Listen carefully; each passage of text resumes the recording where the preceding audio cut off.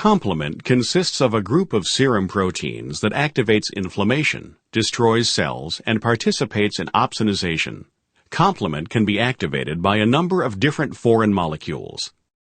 The complement proteins respond in a sequential manner, producing a cascade of reactions.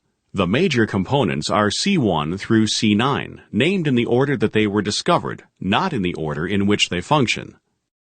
The complement cascade can be activated by the classical pathway or by the alternative pathway.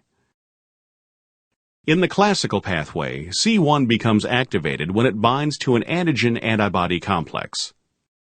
The activated C1 then cleaves C2 into C2A and C2B, and C4 into C4A and C4B. C2B and C4B combine to form a protease called C3 convertase.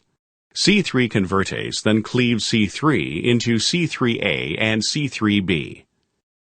In the alternative pathway, antigens such as endotoxin, polysaccharides, or cell wall components react with C3b.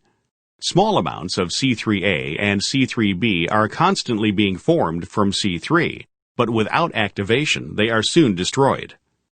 C3b reacts with the proteins factor B, factor D, and properdin to form a complex called C3 convertase, which cleaves C3 into C3A and C3b. Both of these pathways of complement activation follow the same sequence after cleavage of C3. C3A is involved in stimulating inflammation.